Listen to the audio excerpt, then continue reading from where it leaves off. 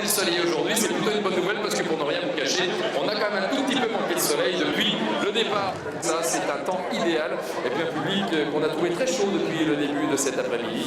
On prépare une étape de manière un peu collective parce que c'est vrai qu'il y a un schéma type quand même, il y a une structuration en fait. On a un squelette en quelque sorte, mais évidemment chaque étape est particulière dans le sens où on a des publics différents, des temps différents, des types d'arrivées différentes aussi, des arrivées différentes. Alors on a quand même un schéma type et puis après on joue avec les gens. C'est-à-dire qu'en fait on essaye de prendre quelques complices dans le public, des gueules comme on dit, et c'est pas péjoratif, c'est même très sympathique. Puis on joue avec les gens, voilà, on leur donne des infos bien sûr, on valorise les partenaires. En fait ça se prépare largement en amont, puis après une fois sur place on improvise beaucoup. En fait il y a beaucoup d'improvisation, c'est ça aussi le plaisir d'être speaker sur l'arrivée du Tour. Je suis donc speaker du Tour depuis 14 ans, pendant 12 ans avec Daniel Manjas. Là depuis 2 ans je suis sur la ligne d'arrivée avec de jeunes speakers qui m'accompagnent. Fabien aujourd'hui, il y a également Michel.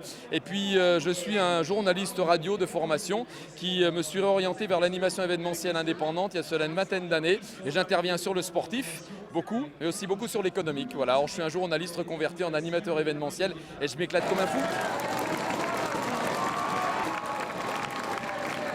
C'est vrai que le vélo d'abord et le Tour de France c'est une grande fête populaire. C'est un 14 juillet tous les jours, quelle que soit la date du mois de juillet.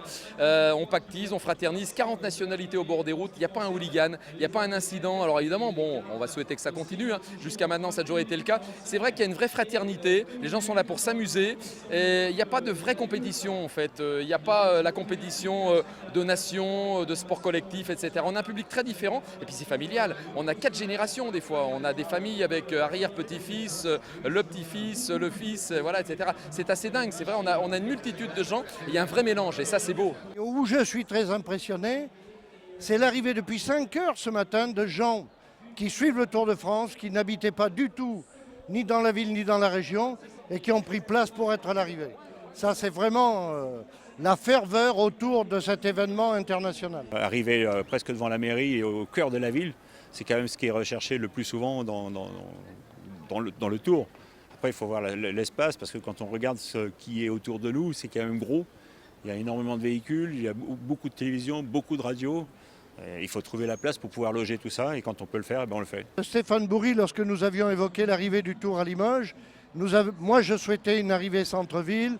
Stéphane Bourry l'a rêvé depuis Panazol, en arrivant directement en avenue Georges Dumas. Je trouve que c'est un joli clin d'œil, et en plus avec un nom d'avenue qui est très fortement symbolique pour la ville. C'est mon métier, toute l'année, je la voyais, je l'avais imaginé comme ça. Et c'est vrai qu'on n'est plus qu'à 1 heure de l'arrivée, ça va vite passer et ce soir on démonte, on est parti pour le Luluran. Il y a eu un engouement et un professionnalisme de la part des employés de la ville de Limoges, à qui je donne un grand merci et je tire vraiment un grand coup de chapeau. Félicitations les gars et les filles, vous avez travaillé de manière remarquable. Dans cette 103e édition, Limoges aime le Tour. Limoges qui a, dans son histoire récente, accueilli le Tour de France en 2000. Je suis content de cette arrivée. Alors l'hôtel de ville est caché là, mais il est juste derrière quand on est devant l'hôtel de ville. Ça change énormément. Je m'étais installé là il y a quelques semaines pour voir l'arrivée, mais avec tout le dispositif du Tour, on a souvent du mal à reconnaître. Je pense que même les Limogeaux ont peut-être du mal quand on voit la ligne finale. Ça faisait vraiment une enfilade absolument magnifique, la cuvette puis la montée d'1 kilomètre. C'était splendide, très beau à voir. Quand on est coureur, on regarde simplement son programme. Et puis après, vaille que vaille.